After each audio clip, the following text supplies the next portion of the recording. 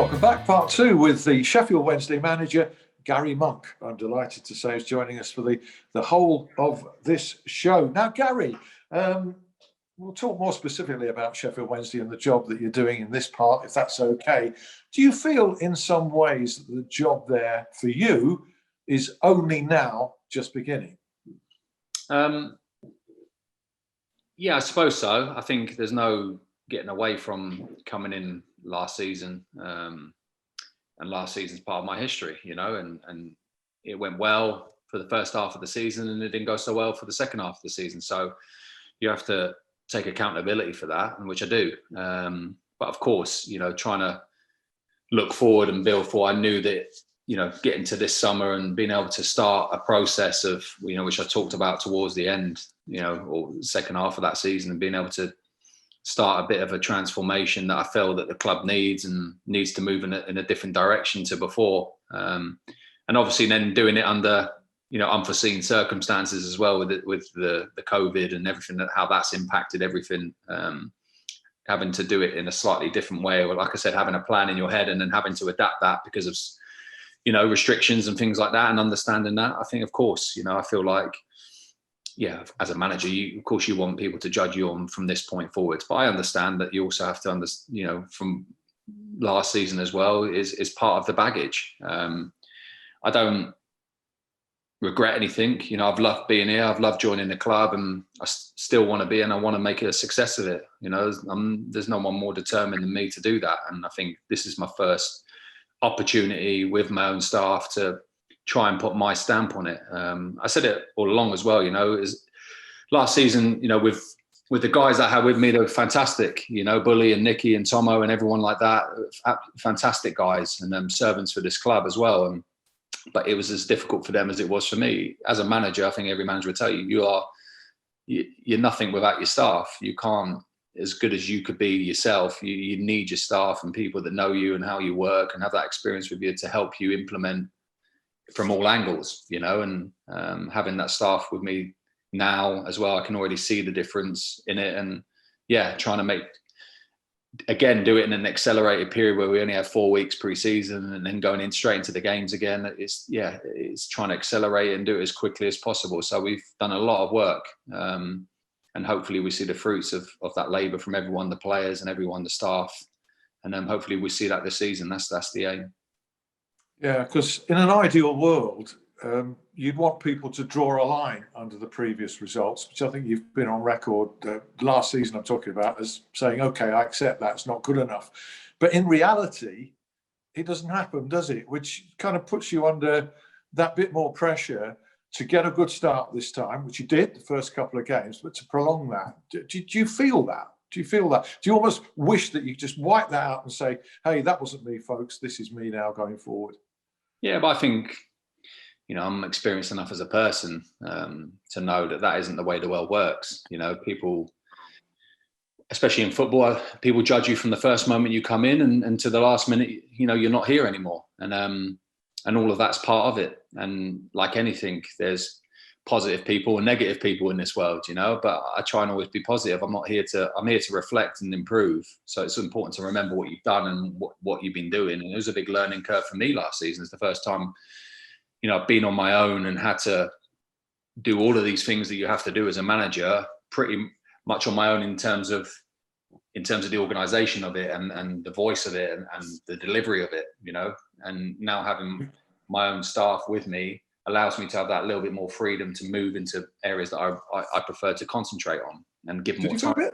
Did you feel a bit lonely at times? Yeah, look again, Bully and Nicky and Tomo and everyone that's with me, they were brilliant, very, very supportive and did everything that they can for me. But of course, it's alien for them as well. I'm someone that they haven't worked with. They don't know all my ideas. Do you know what I mean? They don't know how to deliver what I want and stuff like that. It takes time to build that relationship and get that to a level. But yeah, so of course it did at times. That's natural, I think, to think like that. It's the first time I faced that, but I enjoyed it. I enjoyed the challenge. I've said it all the time. I'm not going to spend my managerial career taking the easy option or doing something that isn't a challenge.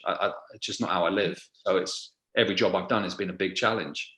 And it's like, that was a huge challenge last season. I enjoyed it. I've learned a hell of a lot from it.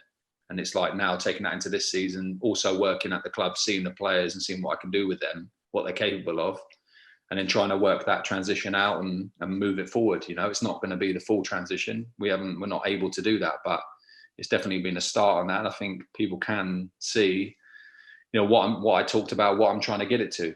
And I think that's not just for me, that's for the club, for the best of the club. That's the decisions I try and make, is for the best of the club, not what's best for me. And trying to guide the club and in that way, and have the conversations with the club and try and help them see that as well, and then come together and try and move it along that way. So that's what I've been trying to work so hard on from day one, still doing it now, and that will be continuous all the way through my time here at the club.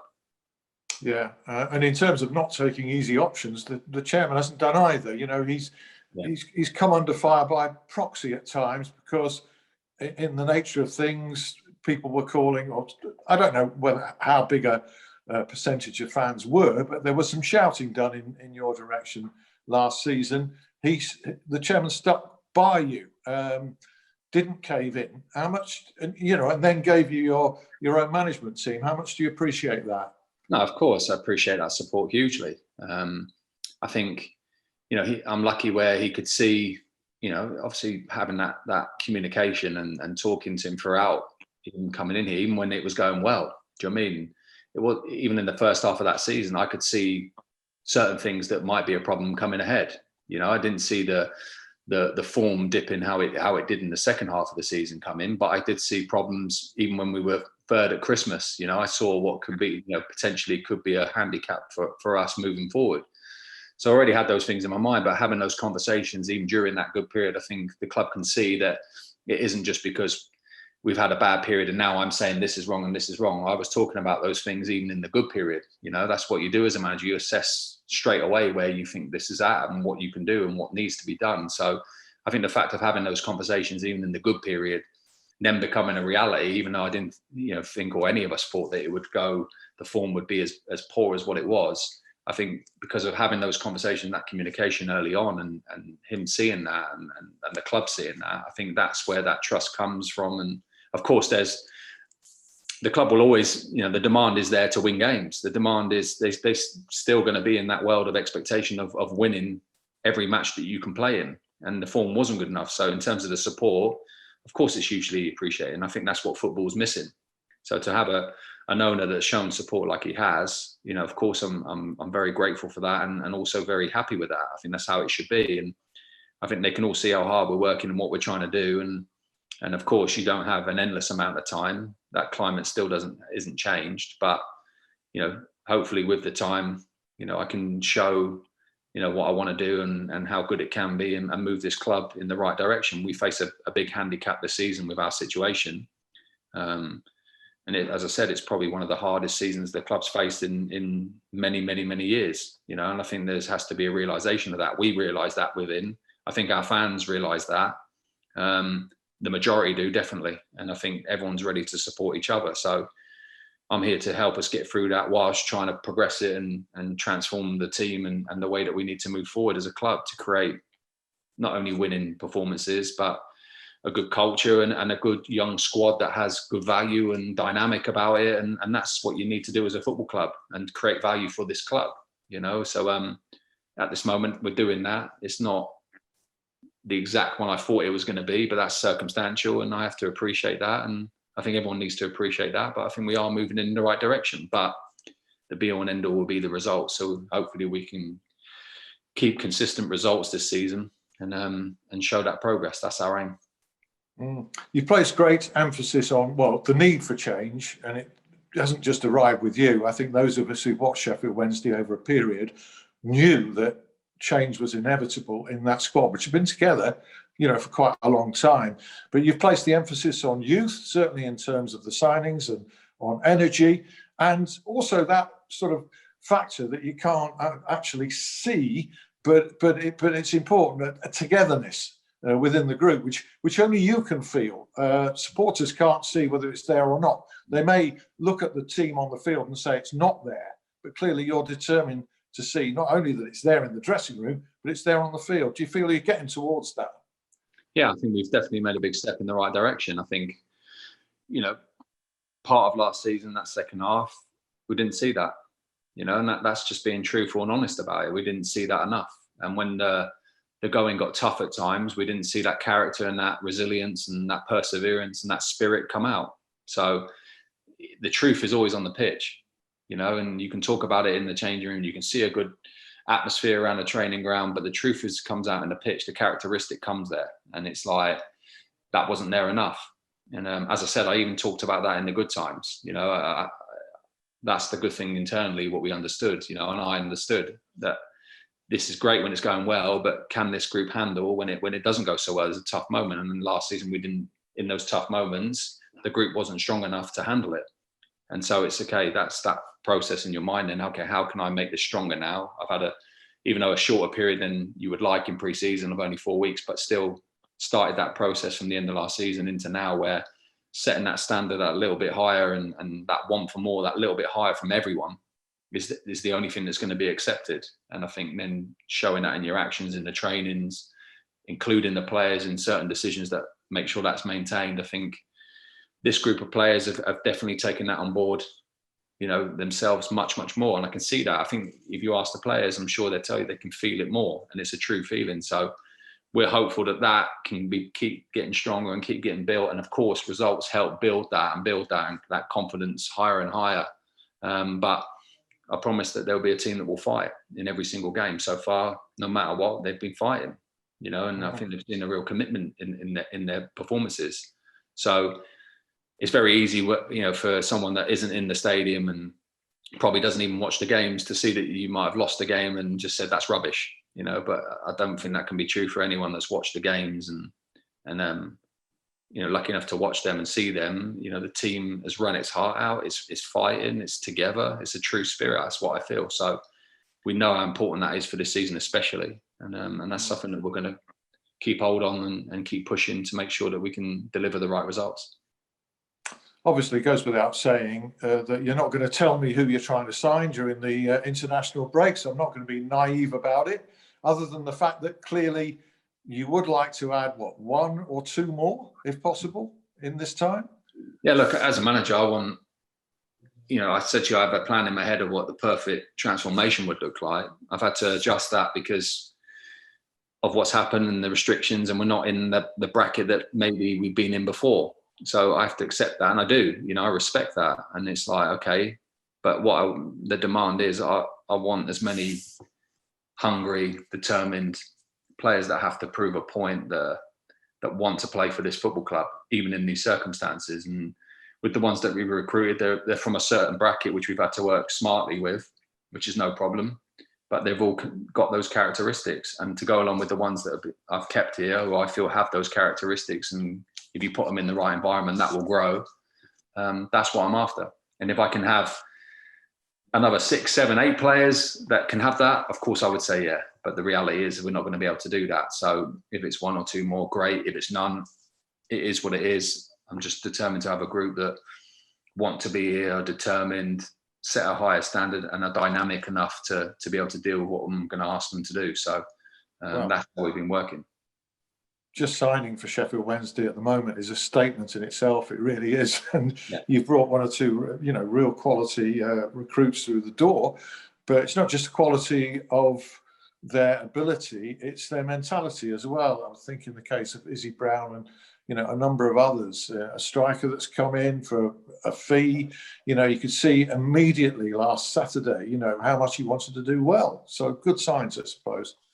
Yeah, and that's what you look for. And I think that's where we need to build the squad. It's not fully, as I said, where I'd love it to be the end product of it, but it's definitely a step in the right direction. And look, I think we've done, because we've had to, you know, we're not in a position where we can spend the money that's been spent here before. We've had to reduce the wage bill considerably whilst trying to recruit players that aren't out of our bracket and within our parameters, and do it smartly, and whilst trying to do it in a situation where we've had a deduction of points. It's not easy. That's not an easy sell to players, you know, some players. But the ones that have come in have truly committed to that. They haven't let that get in front of their decision, and they've come here because they're determined to play for Sheffield Wednesday. They can see what obviously speaking to those players, what I want to try and do with the squad and the squad that is already here, and what they look at that squad as and what it can potentially be. And I think they've all brought into it, and I can see that in every day so far. So it's good. It needs a lot more work, and there's a lot more to go. We know that. I'm not naive to that, but I definitely think we're making steps in the right direction as a club. Regardless of anything else, it's the right way that the club needs to move forward. Whoever sat here, it's the right way to move the club forward, and that's what I'm trying to do. It's not what's best for me; it's to do what's best for the club, and I think that's the right way to do it. Okay, well, Garry, just for a couple of minutes, we're going to hear about other sport, and then we're going to come straight back with you. James Gregg, at least some sport is carrying on with fans in attendance. Thank you very much indeed, Alan. Yes, well, one of the things that has really delighted a lot of people locally and nationally as well is the return of spectators to certain levels of non-league football. And in those certain levels falls some of our clubs that we usually cover on this roundup. Hallam, Penistone, Sheffield FC, Worksop, all welcoming fans back. And I know that yourself, Alan, and many others as well have been up to Sandygate to experience it. This weekend, though, they are sold out. That's probably off the back of their 5-3 victory that they had last week against Hull. East Hull, that is. 5-3 they won. Kieran Watson with 4 goals. Craig Denton's side managing to sell out Sandygate this weekend for the FA Vars encounter against Parkgate. Also in FA Vars action this weekend are Penistone Church. So if you fancy some live football, I'm sure that the dignitaries and fans and also players, of course, as well at Penistone would love you to pop down there as well. Rock up on Saturday, support the club, have a takeaway, beer and a pie and all that kind of thing. And just bring a bit of normality back to proceedings as well. They've got Wythenshawe amateurs in the FA Vars competition, and Worksop, they're away at Belper Town this weekend. Of course, we were talking in the summer when we were doing some of our earlier lockdown programmes about the financial turmoil that they find themselves in. So it's just good that they're back just doing what they do best, and that is playing football. Sheffield United have gone into the international break, well, with a little bit more momentum than you would have probably thought. They scored a goal and they looked really good in the last 20 minutes or so against Arsenal. Rhian Brewster has come in as well. And of course, we've heard all about Wednesday from Mr. Monk as well. And they travel next to Garry Monk's former club, Birmingham City, in their next championship game. Now, the Sheffield Steelers, the Sheffield Eagles and the Sheffield Sharks all operate at around 75 to 100% capacity, and that is where all their income comes from. So because of that, it's not like football where they can just, just plod on and behind closed doors. If it's behind closed doors, they're not making any money. So all delayed starts for all of those sides as well. The Sheffield Sharks, they've got a couple of pre-season games coming up, one against Bristol Flyers in a couple of weeks' time. But until we can get supporters back into those sports, they're going to really, really struggle. And we'll finish off with some sport that is happening this week. It's the biggest golf event in England, or Britain, really, I should say, this year so far. The BMW PGA Championship at Wentworth. Danny Willett and Matthew Fitzpatrick, both in action. Well, I'm pre-recording this. Don't tell anyone. So we'll just assume that they're both tied for the lead. Back to you, Alan. Many thanks, James. Yeah, indeed. We wish all our competitors and all our teams, whether they're playing in front of a crowd or not, the very best of luck this weekend. Back with our special guest, Garry Monk. One thing that's been noticeable, and perhaps you wouldn't normally get involved in this part of the club's operation, but social media from the club is expanded. There's a lot more variety of content. Your players are going out there, perhaps doing more interviews than they were before. And we're told that you were kind of behind all this. What's your thinking there? Well, no, look, again, from experience, I sat with Trevor and the guys in the summer when we broke up, and knowing what we were going to face this season, but not just what we would face this season. I think regardless, I think, what we have to do here is when I sat with Trevor, I just felt that what we needed to do was let our fans see who we truly are. I think there's a lot of times where you just see the players on 90 minutes on a weekend and you judge them just on that, So if they've had a rubbish game, they must be a rubbish person. Do you know what I mean? It's like that's how it kind of works, and I think that, from experience as well, where Leeds and Birmingham taking a club, Leeds, for instance, a huge club, and was very fractured. There was a lot of disgruntlement between the terraces and the pitch with the players, and also between the ownership and all these sort of things at Leeds, for example. And it was, okay, how can we connect this together? How can they see who we really are, not just who we are on a Saturday? And I think a big part of that was bringing the community into it. And I did the same with Birmingham. Especially we were in a similar situation where we had points deduction hanging over us all season. Okay, how are we going to handle this? Well, it's making them feel included and making them see who we really are. And we're the ones that are representing you. These are the type of people we are. So you feel in good hands, and that's what I've sat with Trev and said, okay, what can we do? Big part of that is our content and our own channels that we can put ourselves out on. And I think using that to best effect to show who these players are and who we are as a staff, who I am as a manager, what the club is. And these are the people that are going out there on a Saturday wearing that shirt, and this is who they are. I know, you know what I mean? And they have to feel that they know you. So if you bump into them in the street, you want to know that Kadeem Harris has got a personality. He's a joker, or he's a quiet lad, or he's serious, or whatever it is. You want to know your people that are representing your shirt and your club. So I just sat with Trev and said, look, what can we do to make, it's a hugely important season this year. We need to open ourselves up to the fans so that they feel that they know us and they trust in these are the guys that are going out there to represent us. And no, they're not just that player that had 90 minutes, who had a bad 90 minutes and he's just rubbish, so he must be a rubbish person, or the manager lost the game, he's a rubbish person. Do you know what I mean? You have to see that we're human beings. We want to do well for this club. We want to wear that shirt. We want to progress, and this is who we are. So I think Trevor and the guys have done a fantastic job of that, and there's still more to come. We're still going to do a lot more, and it's really just to show, the fans who we are. So if you ever bump into us, you can have that chat and feel that I know you, and that's how it should feel as a football club. So we've made a big conscious effort on that. Yeah. I mean, and you're doing that as well with a PR job here today with us, for which we're grateful. It's always good to get an insight. Kadeem Harris has been a guest on the show, in fact. Can I just say to you, Gary, you seem a serene character on the surface. I'm sure that below the surface, that isn't necessarily the case. And I remember you, shall we say, bumping into the Huddersfield manager, David Wagner, on one occasion. You certainly said what you really thought after one particular Sheffield Wednesday game last season. I think it was at Wigan.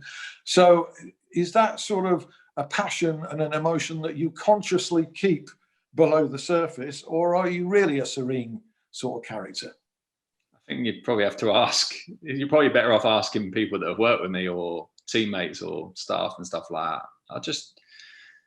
You just in this job, you just can't. I don't pretend to be anyone else. You just got to be you, And I think there's moments to keep calm where your team need to see you calm, and I think there's times where they need to see you at your most ferocious, or whatever you want to call it. So it's about being balanced, but it's about doing what you feel in those moments. So of course I try and remain calm. If I'm stood on the sideline bellowing and animating, shouting random uncontrollable stuff, the players are going to look at me a bit confused. So I try and give them as much clear information as I can, and show them that sometimes when it's difficult, show that I'm calm, to let them know. And then there's other times where you have to be animated. So I just do what I feel. I'm not one of those guys that are going to run up and down the touchline and do all of that side of it, because that's just not me. If I feel like that, I'll do it. But I also have a respect for, what I feel is respect from my colleagues that are in the other technical areas and things like that. But let's make no mistake, I'm here to win. I'm here to, I've been my whole life. I'm ferociously competitive. I don't like losing. And if I've got something on my mind, I'll say it. And I'm very honest with that. And I think that question's probably better asked to the players that have played under me, the staff that have ever worked with me and stuff like that. I'm as passionate as anyone, but everyone shows it differently. But I have my moments, and I'm not, put it this way, I'm not scared to show what I feel. So that's just the way it is. Do fans place too great a store on how managers behave on a touchline? Again, I think everyone's got their own opinions, haven't they? Everyone will say if you don't run up and down the touchline, you don't have any passion, or you don't care, or you're animated. You know what I mean? Well, I've worked with some brilliant managers over the years, and they've all been different. Brendan Rodgers is a great example of the best manager I've ever worked with. He's a top manager, but he's very calm. Remains calm most of the time. I very rarely remember Brendan ever losing his cool, ever really raising his voice. So everyone works differently. It's just whatever your personality is. So I can be fiery, and I can be calm, and I just try and keep it that way. But I'm as passionate and as enthusiastic as anyone else. And again, that question is probably the best asked to people that have worked with me. They'll answer that better than I can. It's just be who you are. That's what I try and be.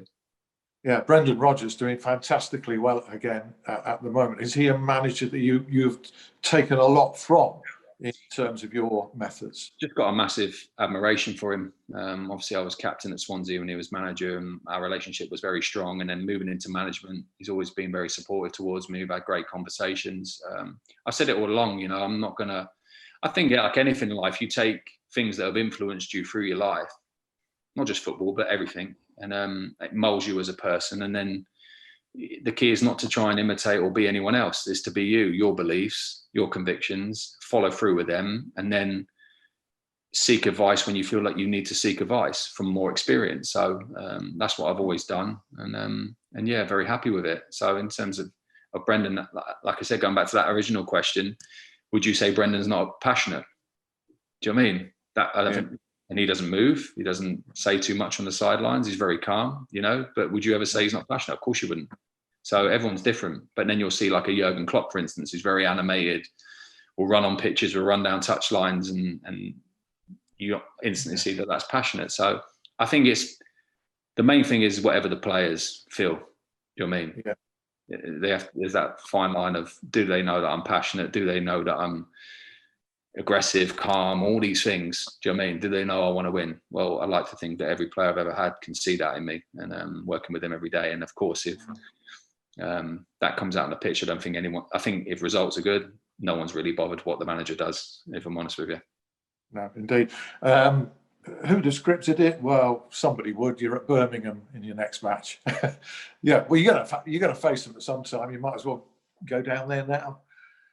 Yeah, look, it's as I said, that club is part of my history. I've got nothing but good memories. I think the way that I look at that club is, at the moment where I went in there, where they were really at a very low and in serious situation of going out of this league. They wanted someone who understood, and they wanted someone that cared. And I feel that everything that I did there was exactly those two things. I understood what those fans wanted, and I cared about it. And I think that's what fans want. And I'm no different now. I understand what these fans want. I care about it, and I'm working my hardest to show it. And I think at Birmingham, I feel very proud of that. And the rest of it is what it is. And but like I said, fantastic memories. Really enjoyed it there, and I felt that we did a really job that we could be proud of. And go down there now. It's a different kettle of fish. I want to win. I want Sheffield Wednesday to win. I want my players to win, and we'll go down there with all intentions to try and do that. Yeah, excellent, Garry. Thank you so much. I tell you what, at least in an empty stadium, your players can hear what you're shouting, which is not true all the time, is it? It can be difficult at times when you're trying to shout across the pitch, but I've been told they can't pretend they don't hear you. Yeah, and going back to that passionate one, I've been told off by my mum a few times where she's watched a few of the games online and she's heard me say a few choice words. And she's like, "Do you really speak like that on the sideline?" I'm like, "No, it must have been dubbed over or something." But it's not just your mum. I need the crowd back in so they can't hear me. So that's according to my mum. So that's what it is. Excellent. Let's get the fans back. Well, that's been an absolutely fantastic hour. Garry, thank you so much for joining us. All the very best at Birmingham and for the rest of the season. Great pleasure talking to you, as always. And many thanks to everybody who's watched this. Sheffield Wednesday fans, you'll give me a little bit of breathing space, won't you? At least for another week. Thanks very much indeed. We'll see you soon. Bye-bye.